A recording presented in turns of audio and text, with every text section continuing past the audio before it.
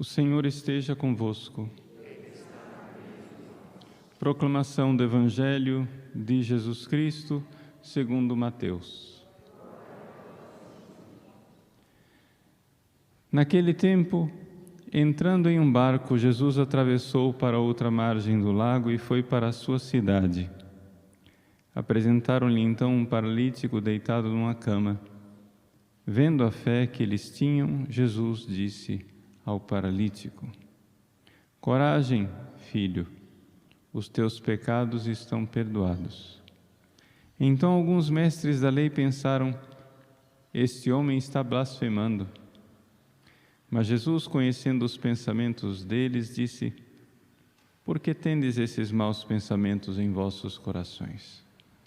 O que é mais fácil dizer: os teus pecados estão perdoados, ou dizer: levanta-te e anda? Pois bem, para que saibais que o Filho do Homem tem na terra poder para perdoar pecados, disse então ao paralítico: levanta-te, pega a tua cama e vai para a tua casa. O paralítico então se levantou e foi para a sua casa. Vendo isso, a multidão ficou com medo e glorificou a Deus por ter dado tal poder aos homens. Palavra da salvação. Meus queridos irmãos e irmãs, o Evangelho de hoje nos fala do perdão dos pecados. E neste mês de julho, que é o mês dedicado ao preciosíssimo sangue de nosso Senhor Jesus Cristo, falar do perdão dos pecados é muito oportuno. Vamos primeiro entender o que é o perdão dos pecados. Vejam só. O pecado, ele cria uma desordem, primeiramente em nós. Em que consiste o pecado? Se nós fôssemos descrevê-lo de uma forma mais simples. Nós fomos criados para Deus. Essa é a razão de ser da nossa vida. Esse é o alvo, esse é o objetivo, essa é a finalidade da nossa existência. Nós fomos criados para Deus e esta é a nossa felicidade. Essa é a nossa realização. Não é uma coisa que nos foi acrescentada desde fora, é a própria realidade daquilo que nós somos. Vejam, se eu dissesse, sei lá, que um telefone celular foi feito para fazer ligações telefônicas, eu estaria dizendo uma redundância. A própria natureza daquele aparelho foi feita para isso. Um celular que não faz ligações, ele pode não fazer outras coisas. Pode ser que ele não sirva para acessar a internet, se não é um smartphone. Mas um telefone celular que não serve para fazer ligações, perdeu a natureza de telefone celular e vira outra coisa. Você está dentro da própria coisa. Um microfone que não serve para captar a voz, não é um microfone. Uma lâmpada que não serve para iluminar, já não é uma lâmpada. Um ser humano que acha, que pensa, que não veio para amar e servir a Deus, é um absurdo. E, no entanto, isso é o pecado. O pecado é nós que fomos feitos para amar e servir a Deus, virarmos as costas para Ele e escolhermos as criaturas como finalidade de nossa vida. A primeira coisa que isso significa, isso é a nossa autodestruição. Deus mesmo disse no paraíso: não façam isso, não desobedeçam, não pequem, não sigam o que eu estou dizendo, senão morrereis. E este morrer não é somente uma realidade de um castigo externo infligido por Deus. É como se eu dissesse assim, sei lá, lâmpada, não se desconecte da corrente elétrica, senão você apaga. É da própria natureza da coisa que você, cortando a fonte, se eu dissesse ao rio, não se afaste de sua fonte, senão você seca. Deus está dizendo a Adão e Eva, não se afastem de mim, senão vocês irão perecer. Vejam, a morte é o castigo do pecado, porque ela é a própria realidade de uma consequência lógica e evidente. Deus é a fonte do meu ser, por Ele eu fui criado, para Ele eu existo e eu nego aquilo que é o que me sustenta no ser. Se eu nego deliberadamente o que me sustenta no ser, qual é a consequência disto? É eu cair no não ser, é eu definhar, é eu morrer, é eu me prejudicar. E, no entanto, nós fizemos isso. E a humanidade, voltando as costas para seu Deus, Senhor e Criador, se voltou para as criaturas e preferiu as criaturas ao Criador. Isto é o pecado.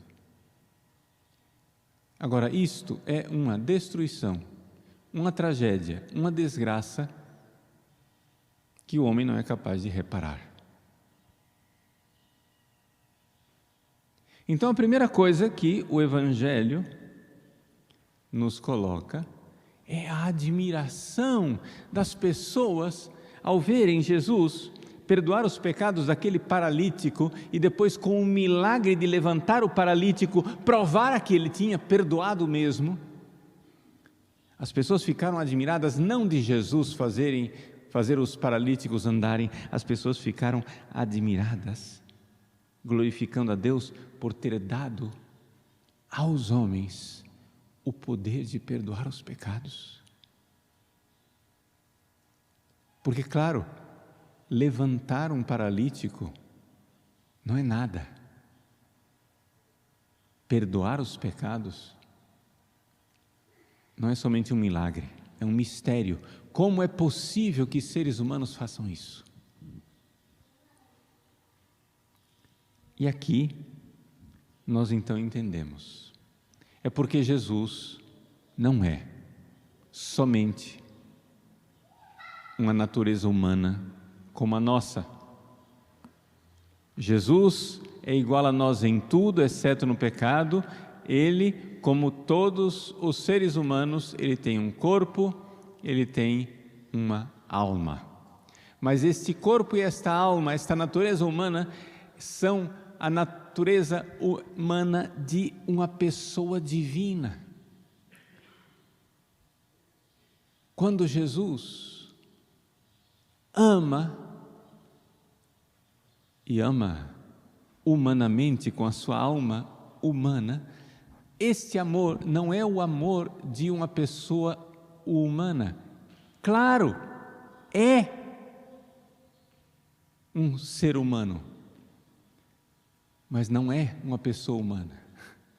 Sim, homem igual a nós em tudo, mas quando ele diz eu, este eu é um eu divino, é a segunda pessoa da Santíssima Trindade. E, portanto, o amor de Cristo é um amor que tem um valor infinito,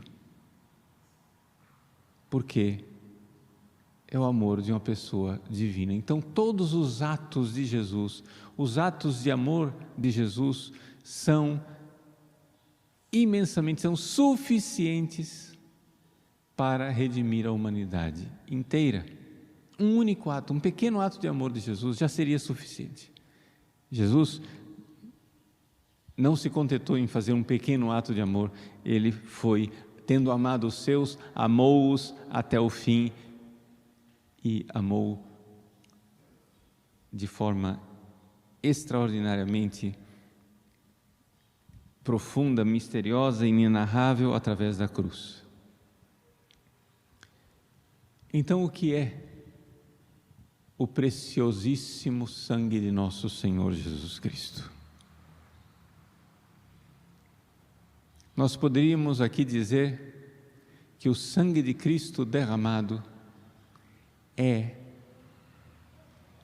a materialização, a concretização desse amor infinito.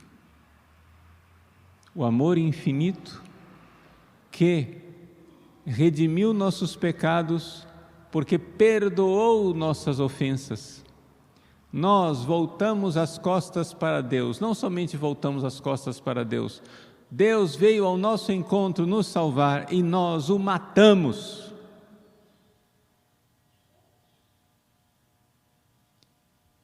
E, no entanto, na cruz, Ele disse constantemente e continuamente: Pai, perdoai-os, eles não sabem o que fazem. E nós fomos perdoados, fomos resgatados. A comparação aqui é a comparação de a compra, a aquisição de um escravo.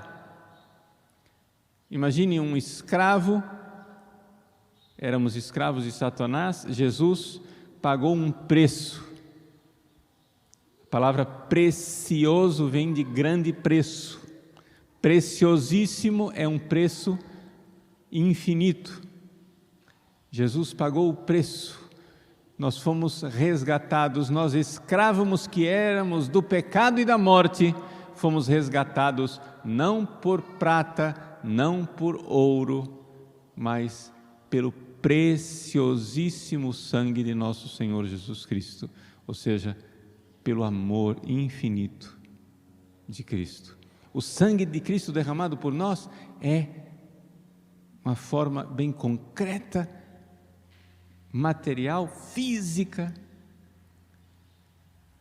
de Jesus mostrar como Ele derramou sua vida por nós, como Ele deu sua vida por nós, como Ele se entregou para perdoar os nossos pecados. Nós, como esses homens e mulheres do Evangelho, devemos então glorificar a Deus por ter dado tal poder aos seres humanos. Ou seja, Deus se fez homem para que o homem pudesse ser salvo por atos humanos, divino-humanos. Os atos de Cristo são atos divino-humanos. Atos, em teologia a gente chama de teândricos, divino-humano. Deus nos amou e vem curar essa nossa debilidade, essa miséria do pecado. Meus queridos, voltemo-nos para Jesus, voltemo-nos para Ele e peçamos confiantemente perdão dos nossos pecados. Aproximemo-nos do santo sacramento da confissão, onde os nossos pecados são lavados pelo preciosíssimo sangue de nosso Senhor Jesus Cristo. O Padre Pio, Santo Padre Pio de Pietrelcina, chamava a atenção dos padres que atendiam confissões. Cuidado, hein? Cuidado como vocês vão administrar o sangue de Cristo. Não deixem o sangue de Cristo cair no chão. Ou seja, não deem absolvição para quem não vai funcionar. Porque um padre pode dar absolvição e aquilo não valer nada, se você não tem o arrependimento, se você não tem o propósito, se você não está decidido. O poder do Padre, sim, Deus deu esse poder aos homens, dando aos seus sacerdotes ordenados o poder de perdoar os pecados, mas existe uma pessoa que pode impedir de seus pecados serem perdoados, e é você mesmo. O Padre Pio chama a atenção dos sacerdotes, puxa a orelha dos padres e diz assim: cuidado, Prestem atenção se a pessoa que você está aplicando o sangue de Cristo está realmente disposta para que esse sangue não seja administrado com falta de zelo, falta de cuidado.